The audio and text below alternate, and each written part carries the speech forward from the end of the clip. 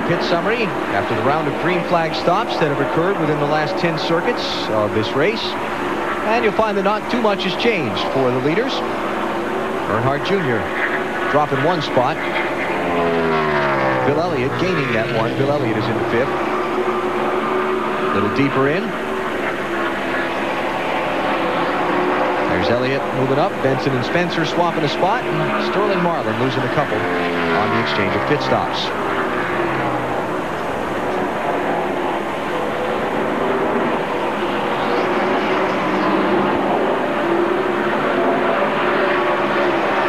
Ricky Rudd falling back from Jeff Gordon. Rudd in 2nd spot. Bill, what's going on there? Well, Alan, a couple of laps ago in turn 2 in lap traffic, Ricky got shoved down to the inside and had to run through some of the rubber and some of the marbles that built up on the racetrack.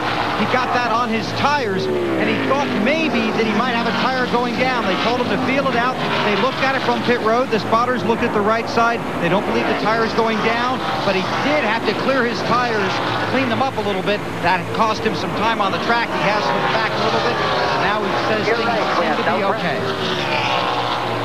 You know, Ricky Rudd's right front is still hitting going down in turn 1. In June, as he would brake going down the corner and downshift, the tire would touch the right front fender. It looks like it's still doing it here 6 weeks later. But again, we said they didn't change very much. They had a car that was that fast and won the race. You're not going to make a lot of changes, and obviously they haven't.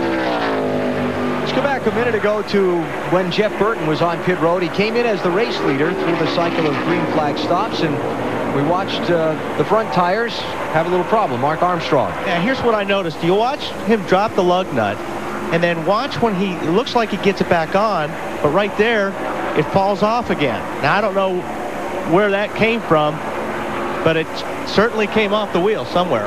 There are 3 or 4 lug nuts laying on the ground there, and you can't say positively from here whether it was one of the old lug nuts that just was hung up in the brake rotor when he put the new tire on, or if it was one of the ones that was supposed to go on the car. Well, there was a NASCAR inspector standing right there, so he had a better shot of it than we did. Yeah.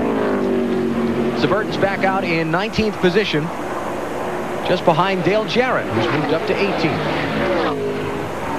And there's Rusty Wallace behind these guys in 20th position. And here's a guy who won this race last year, but is really struggling trying to find the combination to get in around the Pocono Raceway.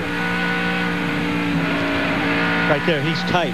If you heard the throttle there, if you got to get out of the gas coming through that tunnel turn, it's because it's not turning.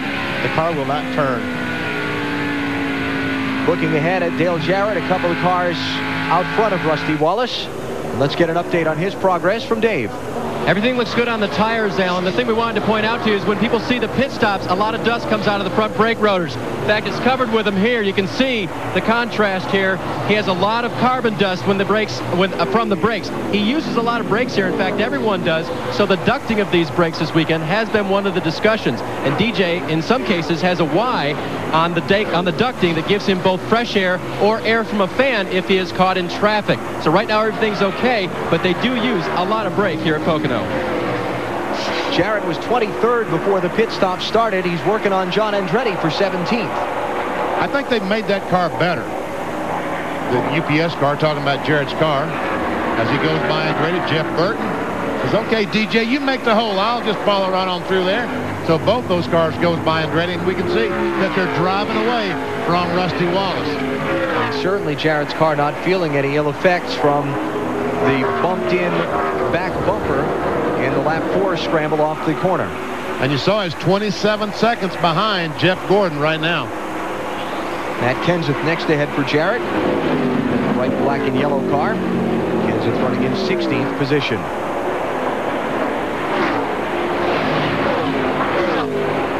Has he survived the worst of it? The field is strung out. We've been through a set of green flag pit stops. Absolutely. Because normally when you get in the wreck, it's either after the start of the race or a restart when everybody's bunched up. So everybody's strung out enough to where if somebody does get in trouble in front of you or a couple cars, you've got enough time and options to move around. That's if we don't get a caution that bunches the field back up again before Jarrett moves farther to the front. Bill Elliott trying to get 4th from Todd Bodine. And does it with ease. Drives down to the inside. Not a lot of resistance from Todd Bodine.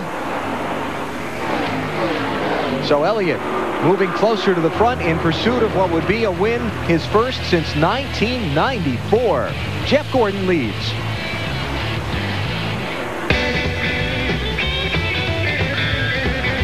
Too young to quit, I'm too old to change. Baby, what am I gonna do?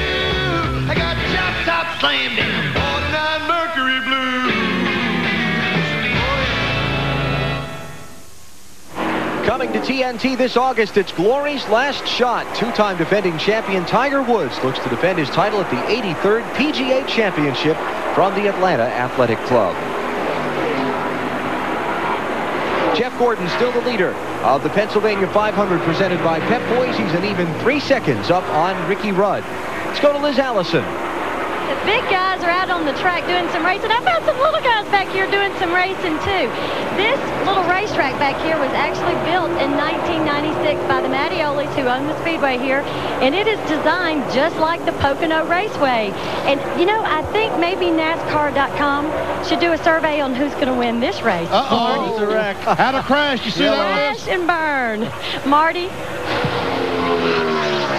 Well, Liz, you talk about those little guys who are back there racing all the time. There's a little dirt track outside the racetrack here, and on Friday night, Tyler Labonte made his first ever official race start, and he finished 4th. He did a good job. Now, in his defense, he was running 2nd when he took the white flag, dove it into turn 1 a little hard, washed up, 2 kids passed him, and he finished 4th. But as Father Bobby put it, the bug has already been set, and Grandpa Bob's got a lot of work ahead of him for about the next 10, 15 years.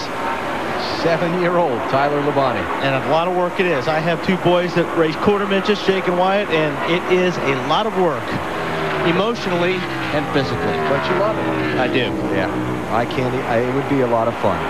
Bobby having a good race for himself here today. He's in the 8th position now. Moved up a few spots from the start. That's the good thing. The bad thing, he's 16 seconds behind Jeff Gordon, which is about a third of a lap. Yeah, Gordon's setting a little bit of a brisk pace here. Riding off into the sunset is what he's doing right now. And getting good fuel mileage to boot. Yeah.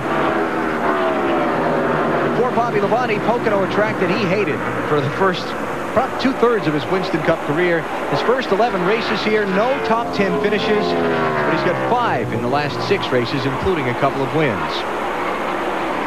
There's the distance from Gordon to Rudd. See, Ricky Rudd almost 4 seconds behind Jeff Gordon.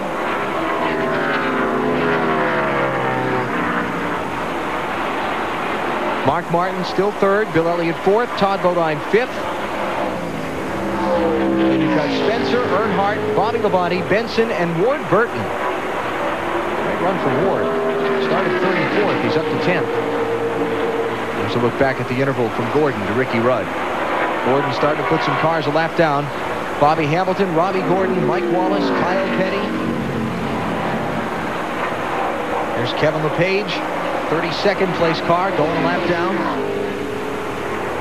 You got Ron Hornaday, Elliott Sadler, Brett Bodine, Dave Blaney, Stacy Compton, also 1 lap down to the leader. Buckshot Jones is 15 laps down after some time behind the wall for crash damage repairs.